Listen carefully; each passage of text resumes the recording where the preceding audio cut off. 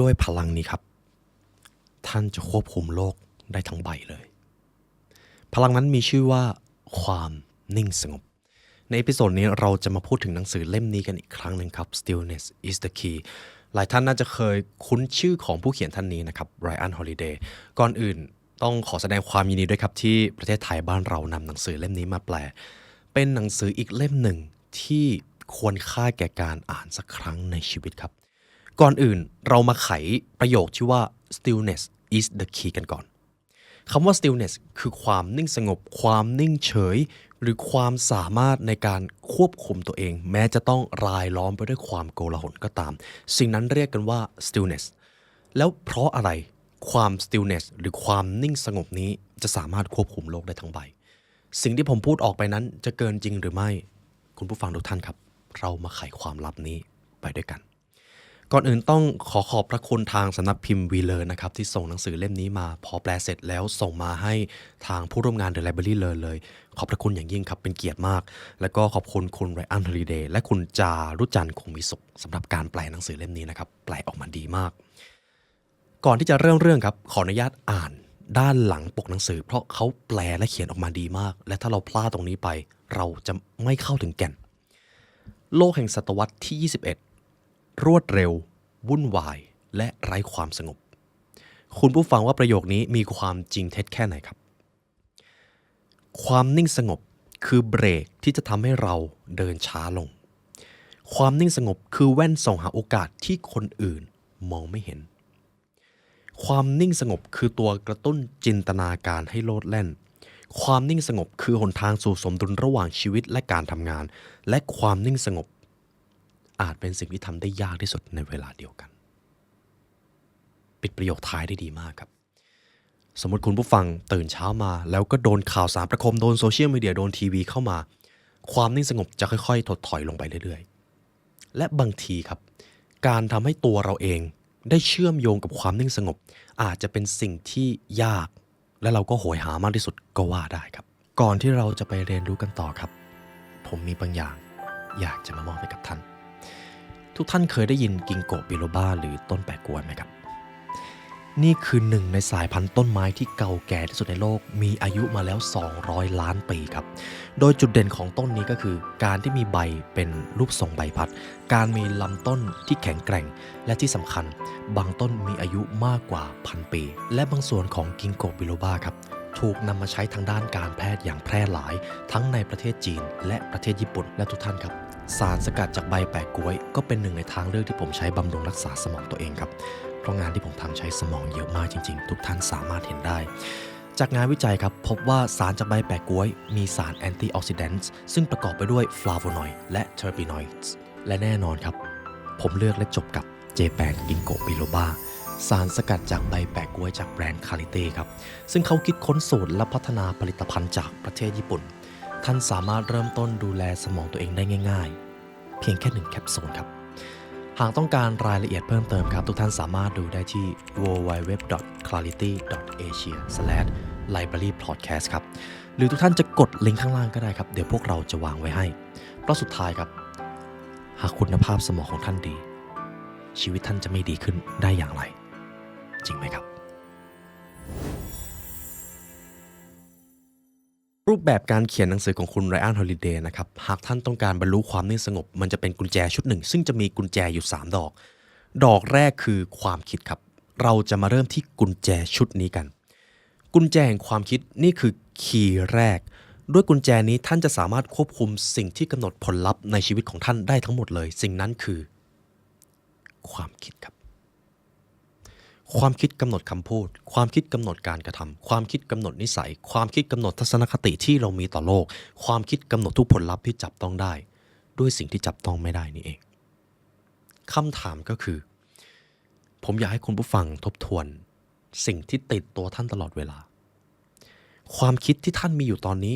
หรือมุมมองที่ท่านมีต่อโลกต่อความสัมพันธ์ต่อผู้อื่นหรือแม้แต่ต่อตัวท่านเอง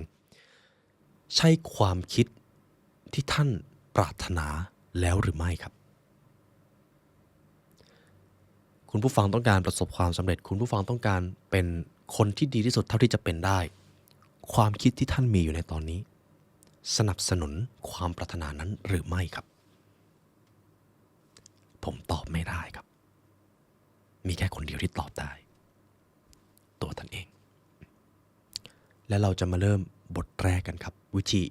บรรลุกุญแจแห่งความคิดข้อแรกครับ the boundary of thought ขอบเขตของความคิดผมมีเรื่องราวหนึ่งในประวัติศาสตร์ของชายที่ชื่อว่าอับราฮัมลิงคอล์นครับอับราฮัมลิงคอล์นครับเป็นประธานาธิบดีคนที่16ของสหรัฐอเมริกาและเป็นผู้นำที่ขึ้นชื่อว่าเป็นผู้นำที่ดีที่สุดคนหนึ่งของโลกอะไรเป็นสิ่งที่เป็นผลหรือเป็นเหตุผลที่ทำให้ผู้นำคนนี้ได้รับการเชิดชูและก็เต็มเปี่ยมไปด้วยบารมีผมจะอ่านส่วนหนึ่งของหนังสือเล่มนี้ให้ทุกท่านฟังนะครับ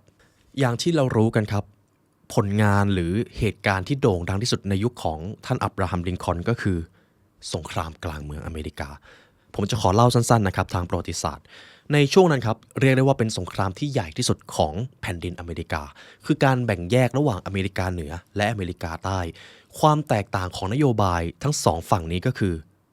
ทาสครับแนวคิดของอเมริกาฝั่งเหนือต้องการที่จะเลิกทาสเพราะเห็นว่ามนุษย์ทุกคนควรมีสิทธิเท่าเทียมซึ่งกันและกันแต่ฝั่งอเมริกาใต้ครับก็คือตรงกันข้ามอยากจะดำรงไว้ซึ่งการมีอยู่ของทาสนะครับหากเรามองจากยุคปัจจุบันนี้เราจะรู้สึกว่ามันโดนกดขี่เยอะมากหากคุณเกิดมาในตระกูลของทาสคุณก็จะต้องเป็นทาสไปตลอดชีวิตคุณจะต้องมีนายคุณจะต้องคอยรับใช้ปรนนิบัติสถานะที่สูงที่สุดเท่าที่คุณจะเป็นได้ก็คือทาสคนสนิทนั่นคือทาสครับฝั่งเหนือต้องการเลิกทาสฝั่งใต้ต้องการที่จะดำรงไว้อับราฮัมลิงคอล์นครับอยู่ฝั่งอเมริกาเหนือปรารถนาที่จะให้มนุษย์หรือแผ่นดินอเมริกาเลิกทาสไปให้หมดทุกคนควรมีสิทธิเท่าเทียมซึ่งกันและกันและความแตกต่างของแนวความคิดทั้งสองฝ่ายนี้เองก่อให้เกิดสงครามครับการมาซึ่งสงครามนำมาซึ่งความสูญเสียทั้งชีวิตเสียทั้งทรัพย์สินและก็เสียทั้งเวลาในช่วงต้นสงครามกลางเมืองอเมริกาครับฝ่ายเหนือจะมีแผนการที่แตกต่างกันเป็นร้อยๆมีแผนที่จะเอาชนะฝ่ายใต้กันนับไม่ถ้วนแต่สิ่งที่มันเกิดขึ้นระหว่างนั้นก็คือความหวาดระแวงความกลัวความอวดดีและความยโสโอหังมีเหตุการณ์พิเศษอย่างหนึ่งในตอนนั้นครับสถานการณ์เต็มไปด้วยปัญหาเมื่ออับราฮัมลิงคอล์นพูดคุยกับนายพลและนักการเมืองจำนวนหนึ่งในห้องของเขาณทำเนียบขาวคนส่วนใหญ่ในยุคนั้นครับเชื่อกันว่าการจะชนะสงครามได้ต้องอาศัยการสู้รบก็คือตาต่อตาฟันต่อฟันใครดีใครได้ก็มารู้กันไปเลยใครจำนวนเยอะกว่าก็ชนะไปนั่นคือแนวความคิดของคนยุคก่อนครับแต่ครับสิ่งที่อับราฮัมลิงคอล์นเชื่อคือกลยุทธ์เราอาจจะไม่จำเป็นจะต้องมีทหารเยอะกว่าเขาเราอาจไม่จำเป็นจะต้องไปปะทะซึ่งหน้าเพราะเราอาจจะไม่รู้เลยว่าเราจะชนะหรือแพ้แต่ด้วยกลยุทธ์การพลิกแพลงการมองเห็นจุดแข็งและจุดอ่อนของศัตรูจะทำให้เราเอาชนะได้ฟังดูเหมือนง่ายนะครับคุณผู้ฟังแต่จริงๆแล้วมันเป็นแบบนี้ครับสมมติคุณผู้ฟังลองหลับตานะครับท่านกำลังเป็นผู้นำประเทศแล้วประเทศกำลังเข้าสู่สงครามช่วงเวลานั้นเกิดการนองเลือดเกิดการเข็นฆ่าแล้วภายในก็เกิดการเล่นการเมืองแล้วคนรอบๆข้างก็มาตะโกนใส่ท่านว่าขอกำลังรบหน่อยจะเอาไปรบเนี่ยถ้าเรารบประชาชนชอบแน่ๆประชาชนสนับสนุนแน่ๆขอกำลังไปรบหน่อยขอจำนวนเยอะๆเลยขออาวุธขอยุทโธปกรณ์เก็บภาษีมาเยอะๆแล้วถ้าคุณผู้ฟังโดนไซโคหรือโดนพูดแบบนี้บ่อยๆเข้าท่านคิดว่าท่านจะต้านทานได้ไหมครับความเป็นจริงก็คือส่วนใหญ่แล้วเมื่อมนุษย์ต้องอยู่ในสถานการณ์เหล่านั้นความกดดันความอึดอัดมันจะทำให้เรารีบตัดสินใจด้วยความเร่งด่วนมากกว่าความสุขุมรอบคอบมันก็จะมีความเป็นไปได้สูงมากว่าที่คนส่วนใหญ่จะตัดสินใจส่งกำลังไปรบเลยยุทธวิธีกลยุทธ์ช่างมันไปก่อนเพราะมันดูเร่งด่วนไปหมดเลยแต่สิ่งที่อับราฮัมลิงคอล์นทำนะครับเขาไปปลีกวิเวกครับแล้วก็คิดแล้วคิดอีกว่าจะใช้ทรัพยากรที่มีอยู่อย่างจำกัดให้เกิดประโยชน์สูงสุดได้อย่างไรเขาใช้เวลาคิดนานมากนะครับใช้เวลาปลีกวิเวกไปอยู่ตัวคนเดียวจนกระทั่งครับท่านอับราฮัมลิงคอล์นเป๊งไอเดียขึ้นมาแล้วก็บอกว่าเมืองวิกสเบิร์ก คือกุญแจ Vicksburg is the key ซึ่งตอนนั้นทุกคนก็งงครับเราตั้งใจที่จะใช้กำลังรบไปตาต่อตาฟันต่อฟันแต่อับราฮัมลินคอล์นเดินเข้ามาแล้วก็บอกว่าไม่ต้องเอาแค่เมืองนี้เมืองเดียวทุกอย่างจบ Vicksburg ลินคอล์นบอกกับผู้คนด้วยความมั่นใจแบบที่จะเกิดขึ้นเฉพาะกับผู้ที่ได้ศึกษาเรื่องดังกล่าวมาอย่างเอาเป็นเอาตายเท่านั้นลินคอล์นพูดว่าสงครามจะไม่มีวันจบสิ้นจนกว่าเราจะได้เมืองนี้มาอยู่ในกระเป๋าครับผลปรากฏว่าอับราฮัมลินคอล์นพูดถูกต้องครับแม้ว่าสุดท้ายแล้วจะต้องใช้เวลาหลายปีและต้องอาศัยความใจเย็นความอดทนที่จะไม่ถูกปกคลุมไปด้วยความเร่งรีบแต่กลยุทธ์ที่เขาวางไว้ในห้องทำงานก็ทำให้ฝ่ายเหนือชนะสงครามและก็ยุติสงครามอเมริกาในท้ายที่สุดครับทีนี้ลองคิดดูนะครับถ้าท่านอับราฮัมลินคอล์นไม่มีเวลาคิดแล้วก็ตัดสินใจแบบหุนหันพลันแล่นทำไปตามความเร่งด่วนฝ่ายใต้อาจจะชนะก็ได้ครับเพราะในยุคนั้นนะครับกำลังพลสูสีกันมากแล้วการนองเลือกมันก็เกิดขึ้นไม่หยุดเลยนี่คือพลังของ stillness ครับนี่เป็นเรื่องเล่าในประวัติศาสตร์ที่ผมนำให้คุณผู้ฟังลองคิดถึงพลังอำนาจของความเงียบสงบด้วยพลังนี้ท่านจะควบคุมได้ทุกสิ่งทีนี้ครับสมมติคุณผู้ฟังกำลังถูกรายล้อมไปด้วยปัญหาบางครั้งสิ่งที่ยากที่สุดเท่าที่ท่านจะทำได้ก็คือพาตัวเองไปอยู่กับความเงียบสงบและถ้าท่านทำได้ท่านจะเห็นกุญแจหรือประตูแห่งโอกาสนั่นเองครับเรามาเริ่มที่ข้อที่2กันหนทางนี้จะทำให้ท่านคิดได้อย่างกระจ่าง present ครับอยู่กับปัจจุบันผมเชื่อว่าหลายครั้งเราจะมีปัญหาถายโถมหรือตอนนี้คุณผู้ฟังเองก็มีอดีตที่กังวลหรืออนาคตที่กลัวและมันก็ยังมาไม่ถึงลองอยู่กับปัจจุบันดูครับตอนนี้ครับมือของท่านวางอยู่ตรงไหนครับบรรยากาศรอบๆตัวของท่านทำให้ท่านรู้สึกอย่างไรเย็นหรือร้อนเสียงเล็กๆน้อยๆที่สอดแทรกเข้ามาในห้องหรือเสียงรอบๆตัวของท่านในตอนนี้มันมีเสียงอะไรบ้างที่ท่านกำลังได้ยินอยู่และหลังจากที่คุณผู้ฟังได้อยู่กับปัจจุบันสักครู่นี้ตอนนี้อดีตและอนาคตยังทำให้ท่านวิตกกังวลอยู่หรือไม่ครับผมเชื่อว่าไม่แล้วด้วยสภาวะนี้เองเลยครับจะทำให้ความเป็น stillness หรือความนิ่งสงบได้ผุดขึ้นมาในตัวเรานั่นหมายความว่าความนิ่งสงบคือแก่นแท้ในตัวเราอยู่แล้วเพียงแค่เราต้องสร้างสภาวะแล้วสภาวะนั้นคือสิ่งที่ท่านทำไปเมื่อกี้ครับการอยู่กับปัจจุบันผมจะอ่านตรงนี้ให้ฟังนะครับโปรดจงอย่าเชื่อในอนาคตไม่ว่ามันจะน่าพึงพอใจขนาดไหนปล่อยให้อดีตตายไปแล้วก็ขุดหลุมฝังมันไปเสียลงมือทำจะลงมือทำในปัจจุบันของท่านให้ดีหัวใจอยู่ข้างในและพระเจ้าก็อยู่ข้างบนและผมมีเรื่องราวหนึ่งนะครับซึ่งเป็นงานศิลปะที่โด่งดังที่สุดและมันเป็นงานศิลปะที่จะมองว่าแปลกก็ยังได้เป็นงานศิลปะของคุณมารีนาอับราโมวิชครับ The Artist is Present สิ่งที่น่าตื่นตาตื่นใจของศิลปะนี้มากที่สุดก็คือจิตรกรครับหรือศิลปินผู้นี้ไม่ได้วาดรูปอะไรครับแต่เธอผู้นี้ครับตัดสินใจที่จะเอาตัวเองไปนั่งอยู่กลางงานนิทรรศการ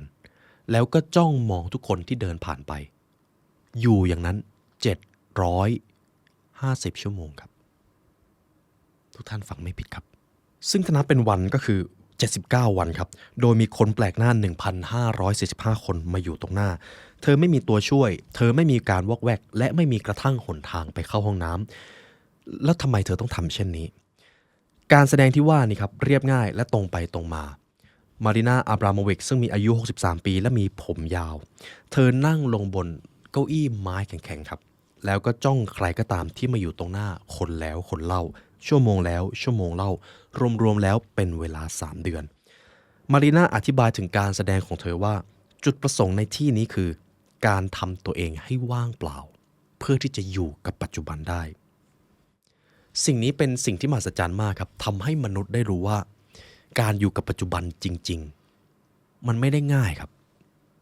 เดี๋ยวตัวคิดก็ผุดขึ้นมาเดี๋ยวความวิตกกังวลก็เปิดประตูพังประตูเข้ามาหาเรา การอยู่กับปัจจุบันอาจกำลังเป็นสิ่งที่เรามองข้ามไปอยู่ด้วยการแสดงศิลปะนี่เองครับคนที่ไปดูคุณมารีนาอับราโมวิชจะรู้สึกว่าได้รับพลังบางอย่างโดยที่เธอไม่ได้ทำอะไรเลยนะครับเธอแค่นั่งเฉยๆแล้วก็จ้องมองและโฟกัสไปที่คนคนนั้น 100%ผมอาจจะไม่ให้คุณผู้ฟังทำอะไรสุดโต่งถึงขนาดนั้นนะครับนั่งเฉยๆ79 วันแต่ลองดูครับในแต่ละวันท่านคิดว่าท่านอยู่กับปัจจุบันเป็นอัตราส่วนกี่เปอร์เซ็นต์ครับตอนที่ท่านฟังคลิปนี้อยู่ท่านกำลังทำอย่างอื่นอยู่หรือเปล่าตอนที่ท่านกินข้าวท่านกินและทำอย่างอื่นไปด้วยหรือเปล่าตอนที่ท่านขับรถท่านขับรถจริงๆหรือเปล่าดังนั้นการอยู่กับปัจจุบันครับสั้นๆครับเวลากินจงกินเวลานอนจงนอนเวลาทำงานจงทำให้เต็มที่และเวลาเล่นก็จงเล่นให้สุดเวลาเรียนก็จงแค่เรียนไม่ได้มีอะไรมากไปกว่านั้นเลยครับนี่คือของขวัญที่ผมมอบให้นะครับเพราะคำว่า present แปลได้ทั้งปัจจุบันและของขวัญการอยู่กับปัจจุบันคือการมอบของขวัญที่มีค่าที่สุดให้กับตัวท่านเองและ stillness หรือความนิ่งสงบก็จะผุดขึ้นมาทีนี้เรามาดูข้อที่3ข้อนี้สำคัญมากและเป็นข้อที่ผมชอบคุณผู้ฟังคิดว่าคุณเอาตัวรอดจากสิ่งนี้ได้ไหมครับ beware input ระวังสิ่งที่รับเข้ามาและผมจะอธิบายเพิ่มว่าระวังข่าวและโซเชียลมีเดียให้ดีเพราะนั่นคือ input ที่พยายามเข้าหาเราและดูเหมือนว่าเราจะเปิดรับอยู่ตลอดเวลาเลยนี่คือความจริงที่มันอาจจะดูตลกร้ายนะครับแต่ถ้าทุกท่านลองสังเกตดูดีๆเวลาไปที่ไหนก็ตามหรือแม้แต่การเปิดทีวีแล้วท่านเห็นทีวีวางอยู่แล้วเขาเปิดพอมันเป็นข่าวปุ๊บทำไมจะต้องเป็นข่าวร้ายตลอดเลยทำไมข่าวจะต้องประโคมข่าวที่มันไม่ได้พัฒนาอะไรกับชีวิตเราสักเท่าไหร่ข่าวร้ายข่าวฆาตกรรมข่าวคนนั้นตายข่าววิกฤตที่ยังไม่เกิดขึ้นทำไมมันขายดีจังเลยแต่คำถามก็คือข่าวร้ายเหล่านั้นมันกำลังทำให้จิตวิญญาณมนุษย์ถดถอยอยู่หรือเปล่าสิ่งนี้เป็นคำแนะนำแรกครับเราไม่จำเป็นจะต้องดูข่าวครับเพราะถ้าเรื่องใดเรื่องหนึ่งมันสำคัญจริงเดี๋ยวเราจะรู้ได้เองและส่วนใหญ่ข่าวที่เราดูมันเป็นข่าวที่เขาเรียกว่ามันไม่ใช่เรื่องจริงสักเท่าไหร่บางทีก็เป็นข่าวปลอมบางทีก็เป็นข่าวที่ต้องการเรียกเรตติ้งแล้วการที่จะแยกแยะสิ่งนั้นได้มันจะต้องใช้คำว่าวิจารณญาณมากๆครับส่วนที่2คือโซเชียลมีเดียสิ่งที่ทำให้มนุษย์เกิดความรู้สึกมากขึ้นเรื่อยๆก็คือการเปรียบเทียบครับทุกท่านทำให้เรารู้สึกว่าไม่ว่าเราจะมีมากขนาดไหนเราก็จะเจอคนที่เก่งกว่าเราสวยกว่าเราหล่อกว่าเราฉลาดกว่าเราหรูกว่าเราสุดท้ายมันทำให้เราไม่มีความสุขและความนิ่งสงบหรือความ stillness ก็จะไม่เกิดขึ้นผมอาจจะไม่ได้บอกว่าให้เลิกเล่นโซเชียลมีเดียไปเลยนะครับแต่ beware input ครับระวังสิ่งที่ท่านรับเข้ามาให้ดีหากท่านรับขยะเข้ามาสิ่งที่ท่านจะส่งออกไปให้แก่โลกทั้งใบก็คือขยะเช่นกันแต่ถ้าท่านรับสิ่งที่ดีรับความรู้รับข่าวสารที่ทำให้ท่านได้พัฒนาตัวเองจริงๆนะครับสิ่งที่ท่านส่งออกไปให้แก่โลกและผู้คนก็จะเป็นสิ่งที่ดีในตัวท่านและคนที่จะรู้ว่าสิ่งไหนดีสำหรับตัวท่านมากที่สุดไม่ใช่ผมครับไม่ใช่ใครในโลกนี้ตัวท่านเอง beware input นะครับคำแนะนำแรกก็คือผมจะเน้นในตอนเช้าแล้วกันครับตื่นเช้าขึ้นมาได้โปรดครับอย่าเพิ่งจับโทรศัพท์ครับหรือแม้แต่การเช็คยอดเงินเดี๋ยวเราจะแวบไปเปิดโซเชียลมีเดียได้ง่ายมากเลยหนังสือออกกำลังกายทำสมาธิอะไรก็ได้ครับแต่ระวังโทรศัพท์กับโทรทัศน์ให้ดีอันตรายกว่าที่คิดครับต่อไปครับเรามาดูข้อที่4กันไม่ว่าท่านจะทำอะไรหากท่านฝึกปรัชญานี้ทุกอย่างจะเดินหน้าอย่างลื่นไหลไม่เกิดความเร่งรีบ slow is smooth is fast ช้าลงหน่อยแล้วคิดให้ลึกซึ้งช้าแล้วลื่นไหลความลื่นไหลคือเร็วการทำอะไรช้าๆทุกอย่างย่อมไปได้ด้วยตัวมันเองโดยที่ท่านไม่ต้องเร่งอะไรเลย ข้อนี้มีความเป็นปรัชญาครับหากคุณผู้ฟังจะทำอะไรแล้วอยากให้ความคิดเกิดความกระจ่างทำทุกอย่างให้ช้าลงครับพูดให้ช้าลงกินให้ช้าลงขับรถให้ช้าลงทำงานให้ช้าลงแล้วทุกอย่างจะเร็วเพราะมันสมูทนั่นเองครับผมจะขออ่านส่วนหนึ่งที่คุณไรอันฮอลิเดย์เขียนไว้ให้นะครับซึ่ง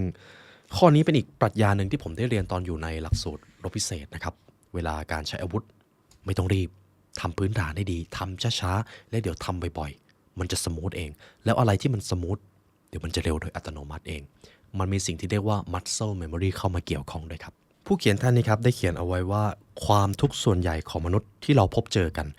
เกิดจากการตอบสนองด้วยความหุนหันพลันแล่นหรือเป็นสัญชาตญาณดิบแทนที่จะเป็นการลงมือทำอย่างมีสติ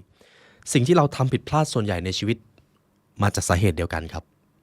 รีบครับอยากได้สิ่งนั้นสิ่งนี้แล้วต้องได้เดี๋ยวนั้นเดี๋ยวนี้เลยจนเพื่อที่จะมารู้ว่าสิ่งที่เราทำไปเมื่อกี้เราตัดสินใจพลาดเพราะอะไรครับเพราะเราเร่งครับดังนั้นสิ่งที่เราทำผิดพลาดส่วนใหญ่มาจากความเร่งรีบเราตอบสนองต่อเงาที่มันไม่มีตัวตนเช่นความกลัวเราคิดว่าความรู้สึกของเราเป็นเรื่องจริงแท้ทั้งที่ยังไม่ได้ตรวจสอบเราไม่ยอมหยุดเพื่อหยิบแว่นมาใส่แล้วมองดูความจริงนั่นเองดังนั้นครับคุณผู้ฟังยังจำประโยคนี้จาก The Little Prince ได้ไหมครับ It's only with the heart that one can see rightly what is essential is invisible to the eye สิ่งสำคัญไม่อาจมองเห็นได้ด้วยตาแต่ด้วยหัวใจครับปล่อยให้ความคิดเกิดความกระจ่าง slow is smooth smooth is fast ครับต่อไปเรามาดูข้อที่ 5 กัน find confidence avoid pride ข้อนี้เกี่ยวโยงกับความคิดจงสร้างความมั่นใจและหลีกเลี่ยงความทะนงตนหรือความหยิ่งพยองนั่นเองครับผู้เขียนครับได้แนะนำไว้แบบนี้ครับความมั่นใจกับความหยิ่งแยกกันครับผู้ที่หยิ่งทะนงหรือผู้ที่มีอีโก้คือผู้ที่ไม่มั่นใจเขาจะหาบางอย่างมาเป็นเกราะป้องกันตัวเองเพื่อไม่ให้ใครมาโจมตีนั่นแหละครับคืออีโก้และภายในของเขามันช่างแสนจะเปราะบางแต่คนที่มั่นใจเขาไม่จำเป็นจะต้องเอาอีโก้มาใช้เขาแค่เป็นในแบบที่มันเป็นเขาไม่ได้พยายามที่จะเป็นใครและไม่ว่าเขาจะเจออะไรเขาจะมี stillness เสมอครับความนิ่งสงบผมอยากให้คุณผู้ฟังลองนึกถึงใครสักคนนะครับผมเชื่อว่าในชีวิตเราน่าจะมีโอกาสเจอคนที่ไม่ว่าจะเจออะไรเขาก็จะดูนิ่งดูสงบดูไม่รีบตอบสนองจนเกินไปนั่นแหละครับความมั่นใจมันคือความมั่นใจมาจากเบื้องลึกว่าทุกสิ่งทุกอย่างจะอยู่ภายใต้การควบคุมเขามั่นใจว่าทุกสิ่งทุกอย่างจะเกิดขึ้นแล้วก็ค่อยๆผ่านไปทุกปัญหาที่เกิดขึ้นล้วนมีทางออกเสมอเร่งรีบไปอาจก่อให้เกิดปัญหาที่มันใหญ่ขึ้นกว่าเดิมถ้าเขาไม่มั่นใจเขาจะไม่มีทางคิดแบบนี้ได้เลยครับทุกท่านและทุกท่านล่ะครับกำลังถูกขับเคลื่อนด้วยความมั่นใจหรือความหยิ่งทะนงต่อไปเรามาดูข้อที่ 6 ครับข้อนี้ผมชอบมากวิธีนี้จะทำให้ความคิดของท่านกระจ่างเปรียบเสมือนน้ำที่ตกตะกอนจนมันใสวูเว่ยครับทำโดยไม่ทำวูเว่ยคือคำของปรัชญาเต่าเต๋อจริงที่ท่านเล่าจือได้ประพันธ์ไว้นะครับบางครั้งทางเลือกหนึ่งที่ดีที่สุดคือการไม่ทำอะไรเลยเพราะหลายครั้งที่เราลงมือทำแล้วไอ้การทำนั่นเองที่ก่อให้เกิดปัญหาคุณผู้ฟังเคยไหมครับเวลาเจอปัญหาแล้วรีบไปลงมือทำสุดท้ายปัญหาใหญ่กว่าเดิมเคยเจอไหมครับและผมมีเรื่องราวหนึ่งจะมาเล่าให้ทุกท่านฟังเป็นเรื่องราวขององค์พระสัมมาสัมพุทธเจ้าได้สอนลูกศิษย์ครับกาลครั้งหนึ่งนานมาแล้วครับองค์พระสัมมาสัมพุทธเจ้ากับลูกศิษย์จำนวนหนึ่งได้เดินทางไกลไปหลายโยชน์หรือหลายกิโลเพื่อที่จะธุดงค์นะครับจนกระทั่งเมื่อถึงจุดหนึ่งเขาเรียกว่ากลุ่มของท่านก็ได้ตัดสินใจที่จะพักริมแม่น้ำหรือทะเลสาบแห่งหนึ่งองค์พระสัมมาสัมพุทธเจ้าครับก็เลยเห็นทะเลสาบอยู่ไกลๆแล้วตัดสินใจว่าสิ่งที่ท่านเห็นสามารถสอนปรัชญาบางอย่างให้แก่ลูกศิษย์ได้เพราะในกลุ่มนั้นครับมีลูกศิษย์อยู่ท่านหนึ่งเป็นคนที่อายุน้อยที่สุดแต่ก็เป็นคนที่หงุดหงิดง่ายเป็นคนที่ควบคุมตัวเองได้น้อยที่สุดเช่นกันองค์พระสัมมาสัมพุทธเจ้าก็เลยต้องการที่จะสอนปรัชญาบางอย่างแต่ด้วยศิลปะการสอนของท่านครับท่านจะไม่สอนใครตรงๆท่านจะให้ผู้นั้นคิดได้ด้วยตัวเอง พระสัมมาสัมพุทธเจ้าครับเรียกลูกศิษย์คนนั้นมาแล้วก็บอกว่าเราเดินทางมาไกลรู้สึกกระหายน้ำเหลือเกินเราขอให้ท่านไปตักน้ำจากทะเลสาบมาให้พวกเราดื่มหน่อยสิลูกศิษย์คนนั้นก็รับคำครับแล้วก็บอกได้ครับลูกศิษย์คนนี้ก็เดินไปที่ทะเลสาบครับจนกระทั่งได้เจอว่ามีฝูงวัวฝูงหนึ่งเพิ่งเดินผ่านทะเลสาบนั้นไปเลยทำให้ดินครับดินโคลนที่อยู่ตรงพื้นน้ำกระจุยกระจายน้ำมันก็ขุ่นลูกศิษย์เห็นดังนั้นก็รู้สึกว่าน้ำขุ่นขนาดนี้มันสกปรกคงเอาไปให้องค์พระพุทธเจ้าดื่มไม่ได้ลูกศิษย์คนนี้ก็เลยเดินกลับไปหาองค์พระพุทธเจ้าครับแล้วก็บอกว่าน้ำมันยังขุ่นอยู่ครับท่านยังไม่สามารถดื่มได้มันดูสกปรกมากเลยพระพุทธเจ้าครับมองหน้าลูกศิษย์ท่านนั้นแล้วก็ยิ้มไม่ได้ตอบอะไรสักพักหนึ่งก็เอ่ยออกมาว่าไหนไปตักน้ำมาให้เราดื่มหน่อยสิลูกศิษย์ก็เดินไปอีกรอบครับพอลูกศิษย์เดินไปก็เห็นว่าทะเลสาบมันยังขุ่นอยู่ก็เลยเดินกลับไปหาพระพุทธเจ้าอีกรอบแล้วก็บอกว่าน้ำมันยังขุ่นอยู่ครับยังไม่สามารถให้ดื่มได้พระพุทธเจ้าทำเหมือนเดิมครับรอสักพักหนึ่งแล้วก็บอกลูกศิษย์ว่าไปตักน้ำมาให้เราดื่มหน่อยสิที่ทะเลสาบนั่นแหละลูกศิษย์ก็งงครับน้ำก็ขุ่นจะให้ดื่มก็กลัวเป็นอันตรายแต่องค์พระพุทธเจ้าก็บอกให้ไปตั้ง3 รอบก็ไม่เข้าใจทีนี้ลูกศิษย์เริ่มหงุดหงิดครับเริ่มโกรธเริ่มงงว่าทำไปเพื่ออะไรลูกศิษย์เดินไปที่ทะเลสาบครั้งที่3ครับแต่ครั้งนี้ครับมีบางอย่างเปลี่ยนไปทะเลสาบจากตอนแรกที่มันขุ่นเต็มไปด้วยโคลนดูสกปรกตอนนี้ครับทั้งโคลนทั้งดินที่เคยขุ่นได้ตกตะกอนเป็นที่เรียบร้อยน้ำในทะเลสาบนั้นมันใสมันดูสะอาดและมันดูดื่มกินได้ลูกศิษย์เห็นดวงตาแห่งธรรมเลยครับเห็นสัจธรรมที่องค์พระพุทธเจ้าต้องการสอนให้ตัวเองรู้ลูกศิษย์คนนั้นได้ข้อคิดว่าบางครั้งการรู้จักอดทนและรอคอยอาจเป็นการกระทำที่ดีที่สุดณช่วงเวลานั้นก็ได้มันคือการไม่ทำอะไรเลยรอ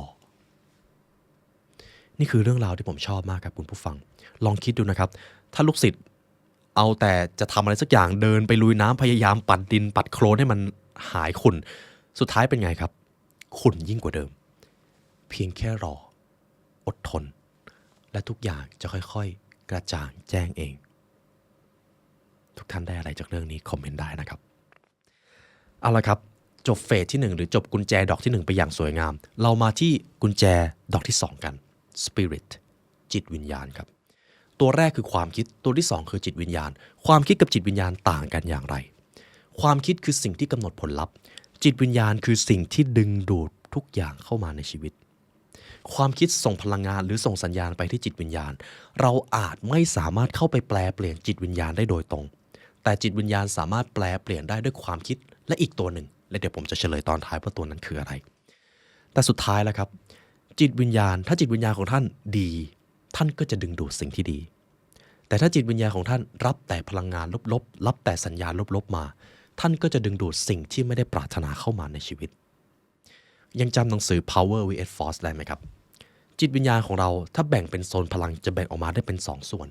โซนที่1คือโซน Power เป็นพลังงานชั้นสูงจิตวิญญาณที่อยู่ในโซนนี้จะดึงดูดสิ่งดีๆเข้ามา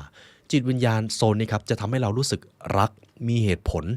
ตื่นรู้สงบเป็นกลางและกล้าหาญประมาณนี้ครับ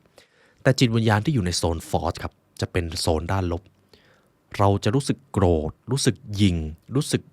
ละอายรู้สึกกลัวรู้สึกผิดประมาณนี้ครับจะเป็นรู้สึกด้านลบหมดเลยในแต่ละวันชีวิตเราจะรู้สึกอย่างไรก็ขึ้นอยู่กับว่าจิตวิญญาณของเราไปตกอยู่โซนไหนนั่นเองมหัศจรรย์มากครับดังนั้นย้ำอีกครั้งครับนี่คือสิ่งที่อยู่เบื้องลึกที่สุดของท่านจิตวิญญาณอาจไม่ได้ก่อให้เกิดผลลัพธ์แต่มันจะดึงดูดทุกสิ่งเข้ามาในชีวิตนั่นเองยิ่งจิตวิญญาณได้รับพลังงานที่ดีท่านจะได้เข้าไปอยู่ในโซนของ power จำประโยคนี้ไว้ให้ดีครับ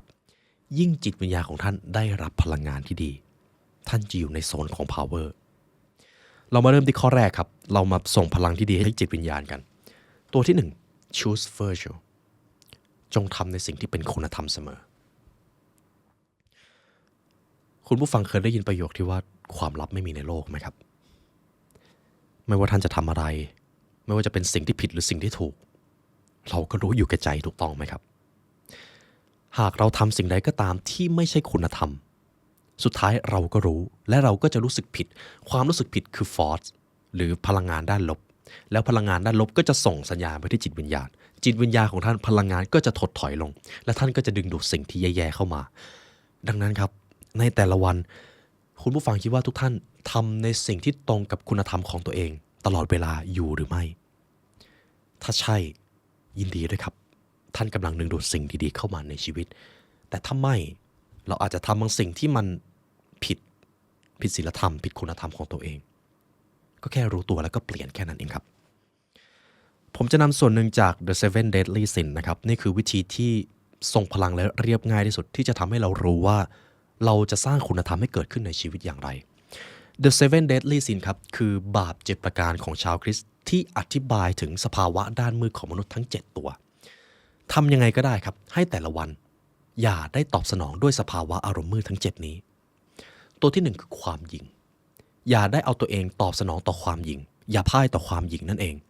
ตัวที่2คือความโกรธในยามที่โกรธจงดับไฟในบ้านของท่านก่อนอย่าไปไล่จับโจรเพราะเดี๋ยวบ้านมันจะไหม้เวลาโกรธครับค่อยๆสงบลงอย่าตอบสนองต่อชีวิตอย่าตอบสนองต่อสถานการณ์ด้วยความโกรธตัวที่3คือความอิจฉาริษยาอย่าตอบสนองตัวเองด้วยความอิจฉาริษยาและอยากทำให้ผู้อื่นล้มเหลว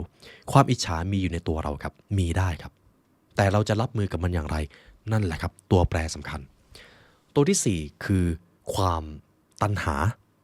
มันจะเกี่ยวกับเรื่องเพศอย่าหมกมุ่นในกามารมณ์อย่าหลงไหลหรือมัวเมาไปกับเรื่องเพศเพราะมันจะทำให้เราเสียคนตัวที่5ครับความขี้เกียจจงขยันอย่าขี้เกียจนั่นเองตัวที่6คือความตะกละจงควบคุมปริมาณอาหารที่รับประทานในแต่ละวันให้ดีเพราะอาหาร you are what you eat ครับเราจะเป็นไปตามสิ่งที่เรากินและตัวที่7ครับคือความโลภครับอย่าตอบสนองด้วยความโลภนั่นเองเมื่อได้สิ่งใดมาจงขอบคุณและจงพึงพอใจและเดี๋ยวจักรวาลจะส่งมอบสิ่งนั้นให้มากขึ้นแต่ถ้าเราพยายามไขว่คว้าด้วยความโลภมากขึ้นอย่างแรกเลยคือเราจะไม่มีความสุขและอย่างที่2เราได้ตอบสนองด้วยบาปแห่งความโลภไปเป็นที่เรียบร้อยแล้วและจิตวิญญาณก็จะถดถอยลงนั่นเองนี่คือข้อแรกครับจงทำในสิ่งที่เป็นคุณธรรมอย่าตอบสนองด้วยสภาวะมืดทั้ง7นี้ตัวที่2ครับ beware your desire ระวังความปรารถนาให้ดีครับการมีความปรารถนามันดีแล้วไม่ใช่หรืออย่างไรถ้าเราไม่มีความปรารถนาเราก็คงไม่มุ่งมั่นที่จะพัฒนาตัวเองความจริงแล้วเป็นแบบนี้ครับอันนี้จะลึกซึ้งนิดนึงนะครับผมอยากให้ทุกท่านหายใจเข้าลึกๆแล้วฟังให้ดีเพราะตรงนี้สำคัญมากครับเราไม่จำเป็นต้องมีความปรารถนาครับทุกท่านคุณผู้ฟังคิดว่าดอกไม้ที่บานอยู่ริมทางมันพยายามที่จะบานออกมาไหมครับหรือว่ามันก็แค่บานนกมันพยายามที่จะบินหรือว่ามันแค่บินความปรารถนาคือสิ่งที่ทำให้เราไปยึดติดกับเป้าหมายที่เราเอาตั้งเอาไว้ครับความปรารถนาในที่นี้ก็คือการยึดติดว่าเราจะต้องได้สิ่งนั้นว่าเราจะต้องเป็นแบบนั้นเป็นแบบนี้นั่นคือความปรารถนาแต่การมีเป้าหมายคือการรู้ว่าชีวิตนี้ต้องการอะไรแต่สุดท้ายแล้วถ้าเราไม่ได้มาก็ไม่เป็นอะไรนั่นแหละครับคือการมีเป้าหมายแต่ความปรารถนานี้เองทำให้เราเกิดความโลภเกิดความต้องการที่ไม่รู้จักพอและแน่นอนครับความปรารถนาคือชื่อเดียวกับความโลภครับ desire จากข้อเมื่อกี้นะครับ the seven deadly sin ตรงนี้ลึกซึ้งมากนะครับเป็นส่วนที่ผมใช้เวลาทำความเข้าใจนานมากคำว่าความสำเร็จของมนุษย์ท่านไม่จำเป็นต้องประสบความสำเร็จเพราะความสำเร็จเป็นของท่านมาตั้งแต่แรกแล้วครับเพียงแค่ว่าเราอาจกำลังปิดกั้นตัวเองไม่ให้ได้รับสิ่งนั้นอยู่หรือเปล่าการปิดกั้นในที่นั้นอาจมาในรูปแบบของการยึดติดว่าจะต้องได้แบบนั้นแบบนี้นั่นเองเอาเท่านี้ก่อนครับผมเชื่อว่าตรงนี้คุณผู้ฟังตีความได้ไปหลากหลายแนวทางมากนี่แหละครับคือปรัชญาไม่มีอะไรผิดหรือถูก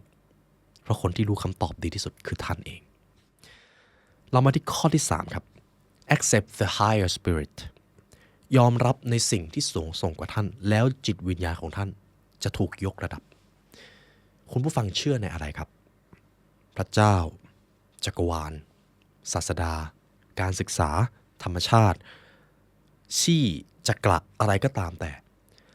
เราทุกคนล้วนมีบางสิ่งที่รู้สึกว่าเราเชื่อสิ่งนั้นยิ่งใหญ่กว่าเราถึงแม้เราจะมองไม่เห็นได้ด้วยตาแต่เราสัมผัสได้ด้วยจิตวิญญาณของเราเมื่อมนุษย์มีสิ่งที่ยึดเหนี่ยวครับเขาจะรู้สึกปลอดภัยเราถึงมักจะได้ยินคำว่าสิ่งยึดเหนี่ยวจิตใจคำแนะนำในการยกระดับจิตวิญญาณก็คือลองหาอะไรสักอย่างที่ท่านรู้สึกว่าท่านเชื่อท่านศรัทธาและมันยิ่งใหญ่กว่าตัวท่านจักรวาลมีจริงธรรมชาติมีจริงจักระมีจริงพระเจ้าถ้าท่านเชื่อว่ามีพระเจ้าก็จะมีแต่ท่านเชื่อว่าไม่มีก็จะไม่มีอยู่ที่ว่าเราเชื่ออะไรนั่นเองครับลองหาอะไรสักอย่างที่ท่านเชื่อและเป็นสิ่งที่สูงส่งกว่าท่านแล้วพลังจะเข้าไปอยู่ในตัวท่านครับมันดูเป็นนามธรรมใช่ไหมครับแต่ถ้าอธิบายเชิงวิทยาศาสตร์นะครับอันนี้ตัดเรื่องความเป็นนามธรรมออกไปความเชื่อกำหนดความคิดกำหนดคำพูดกำหนดการกระทำเราเชื่อในสิ่งใดเราก็จะเป็นไปตามสิ่งที่เราเชื่อและทุกท่านลองคิดดูนะครับถ้าเราเชื่อว่ามีสิ่งที่ยิ่งใหญ่กว่าคอยสนับสนุนเราเวลาเราเจอปัญหาเราจะมีกำลังใจเวลาเราเครียดเราจะรู้สึกว่ามันคือบททดสอบจากสิ่งที่ยิ่งใหญ่กว่าเรามันทำให้เรามีพลังทีนี้ครับไม่ว่าสิ่งที่เราเชื่อมันจะมีจริงหรือไม่มีจริงมันก็ไม่สำคัญแล้วครับเพราะมันทำให้เรามีพลังเท่านั้นก็พอแล้วครับต่อไปครับเรามาดูข้อที่ 4 confront your anger เอาชนะความโกรธในตัวท่านให้ได้ครับผมชอบเรื่องราวหนึ่งจากหนังสือของ anger นะครับความโกรธคือสภาวะที่ทำให้จิตวิญญาณถดถอยได้ง่ายมากผมขอให้คุณผู้ฟังนึกถึงช่วงเวลาล่าสุดช่วงเวลาใดที่ท่านตอบสนองต่อสถานการณ์ด้วยความโกรธท่านอาจจะดุด่าคนใกล้ตัวของท่านด้วยอารมณ์โกรธท่านอาจจะตัดสินคนที่ทำให้ท่านหงุดหงิดด้วยความโกรธแล้วหลังจากที่คุณผู้ฟังตอบสนองด้วยความโกรธไปแล้วสถานการณ์ต่อจากนั้นมันเป็นอย่างไรครับมันทำให้ท่านรู้สึกผิดหรือเปล่ามันทำให้ท่านรู้สึกแย่กับตัวเองหรือเปล่ามันทำให้ผู้อื่นรู้สึกแย่แล้วก็ไม่เคารพท่านด้วยหรือเปล่าต้นเหตุมาจากการตอบสนองด้วย anger ครับหรือความโกรธความโกรธไม่จำเป็นต้องใช้ครับมีได้แต่ไม่ต้องใช้ผมจะนำเรื่องราวหนึ่งที่หนังสือ anger นะครับเป็นพระของเวียดนามท่านได้เล่าไว้ผมจำชื่อไม่ได้สมมุติว่าคุณผู้ฟังเดินไปที่บ้านตัวเองแล้วเห็นใครคนหนึ่งกำลังจุดไฟเผาบ้านท่านอยู่แล้วไฟมันก็เริ่มก่อเป็นกองขึ้นเรื่อยๆถ้าปล่อยไว้ลามแน่ๆสิ่งที่คุณผู้ฟังจะทำคืออะไรครับระหว่าง 1 ดับไฟบ้านตัวเองกับ 2 ไปวิ่งไล่จับโจรที่มาจุดไฟเผาบ้านท่านแน่นอนว่า 100% ครับดับไฟก่อนเราคงไม่ไปวิ่งไล่จับโจรเพราะวิ่งไล่ไปบ้านก็ไหม้สูญเสียหนักกว่าเดิมอีกนั่นแหละครับคือสิ่งที่ท่านจะต้องทำแบบเดียวเมื่อเจอกับความโกรธดับไฟในบ้านแห่งจิตวิญญาณของท่านก่อนส่วนใครจะมาทำให้ท่านโกรธใครจะมาจุดไฟในบ้านท่านปล่อยเขาไปดับไฟในบ้านก่อนแล้วค่อยว่ากันครับ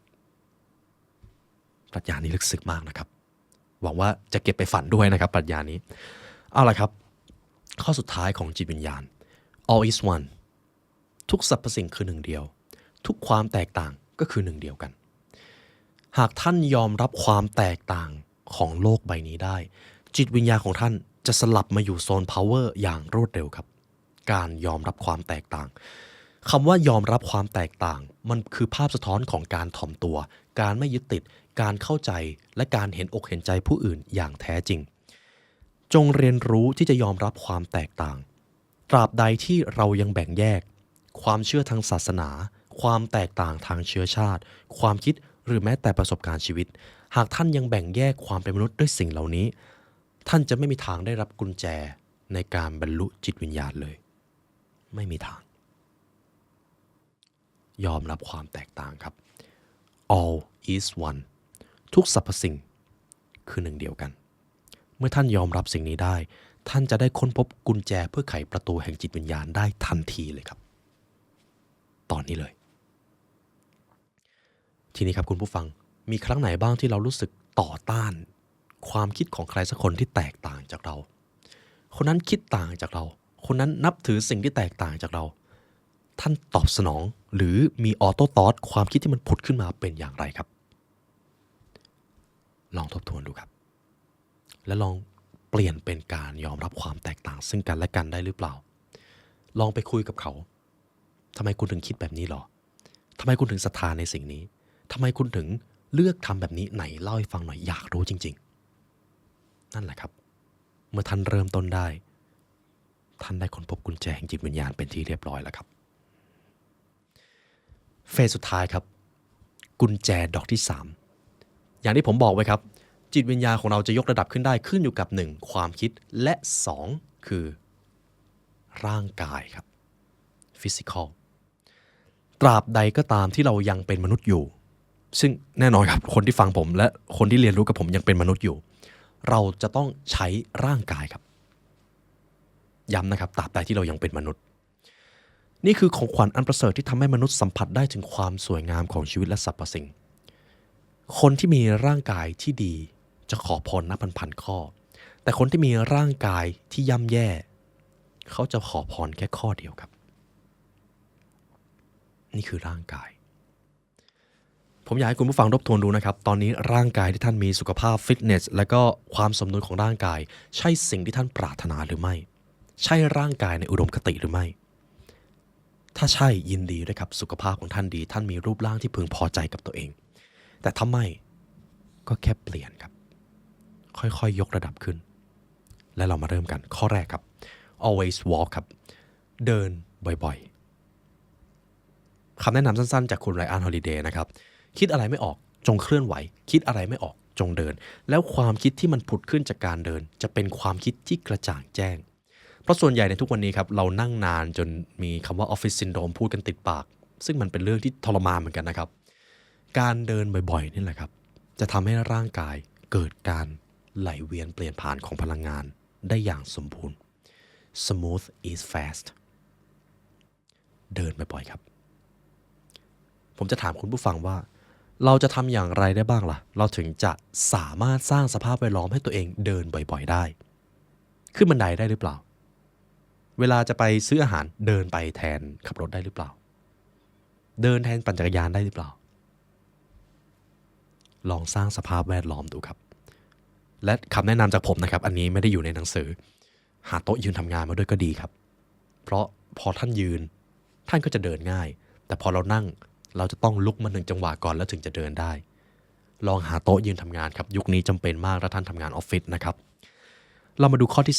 2 build your great routine จงสร้างกิจวัตรเพราะนี่คือสิ่งที่จะทำให้ท่านมีอิสรภาพอย่างแท้จริงข้อนี้น่าถกกันมากครับการมีกิจวัตรมันคือการพัฒนาการตัวเองไม่ใช่หรือมันจะทำให้เรามีอิสรภาพได้อย่างไรจริงๆแล้วมันเป็นแบบนี้ครับมนุษย์คือสิ่งมีชีวิตที่ใช้อิสรภาพได้โง่เขลาที่สุดครับคือเขาบอกไว้แบบนี้นะครับลองคิดดูนะครับสมมุติเด็กคนหนึ่งโตขึ้นมาถูกตามใจมีอิสรภาพไปกับทุกเรื่องเลยจะทำอะไรก็ทำไม่ได้มีใครมาคอยบอกว่าต้องทำสิ่งนั้นสิ่งนี้อิสรภาพนั้นจะทำให้มนุษย์เสียคนครับแต่ทีนี้ลองเปลี่ยนสมมุติคุณผู้ฟังเริ่มต้นสร้างวินัยให้กับตัวเองตื่นเช้ามาออกกำลังกายอ่านหนังสือทำสมาธิตั้งใจทำงานที่สำคัญก่อนนั่นแหละครับคืออิสรภาพมันจะทำให้ท่านมีวินัยและวินัยนั่นเองจะทำให้เราไม่หลงไปกับความสุขระยะสั้นหรือความสุขแบบผิวเผินครับสมมุติผมตื่นมาไถโซเชียลกินอาหารไม่ดีหนังสือไม่อ่านไม่พัฒนาตัวเองโอ้มีอิสรภาพมากเลยแต่ระยะยาวเป็นอย่างไรครับเละครับชีวิตถดถอยจิตวิญญาณถดถอยดังนั้นคำว่า great routine หรือการสร้างกิจวัตรที่ดีให้กับตัวท่านนั่นแหละครับคืออิสรภาพคำถามก็คือสร้างอย่างไรเรามาเริ่มกันตั้งแต่ตอนเช้ากันดีกว่าครับกิจวัตรแรกที่คุณผู้ฟังทำตอนเช้าคืออะไรครับระหว่าง 1. ถ่ายโทรศัพท์กับ 2. ออกกำลังกายอ่านหนังสือนั่งสมาธินี่คือ Triple 20 Formula ครับหากอยากทำให้วันของท่านมีกิจวัตรที่ดีสร้างโมเมนตัมตั้งแต่ยามเช้าครับ แล้วเดี๋ยวทั้งวันพลังงานของท่านจะดีเองโดยเวลามันน้อยครับเลยแนะนำเท่านี้ก่อนเรามาที่ข้อต่อไปกัน get rid of your stuff กำจัดข้าวของที่ไม่จำเป็นทิ้งไปเสียข้อนี้เกี่ยวกับโลกกายภาพครับเวลาโต๊ะทำงานรกความคิดก็รกการกระทำก็รกยุ่งเหยิงตามถูกต้องไหมครับสมมติคุณผู้ฟังอยู่บ้านนะครับหรือในรถสภาพแวดล้อมของท่านในตอนนี้สะอาดและเป็นระเบียบแล้วหรือยังครับถ้ายังก็แค่จัดและของหลายอย่างเลยเราไม่ได้ใช้ทิ้งครับความว่างเปล่าก่อให้เกิดสรรพสิ่งการทิ้งของที่ไม่จำเป็นจะทำให้ท่านมีพื้นที่ในการรับสิ่งที่จำเป็นและสดใหม่มากกว่าเข้ามาในชีวิต get rid of your stuff ครับจัดบ้านจัดโต๊ะจัดเสื้อผ้าจัดที่ทำงานจัดสภาพแวดล้อมให้เหมาะสมให้เป็นระเบียบและชีวิตท่านจะเป็นระเบียบเองข้อที่4 find your tranquility จงแสวงหาความสันโดษครับใน1วันนะครับลองหาเวลาอยู่คนเดียว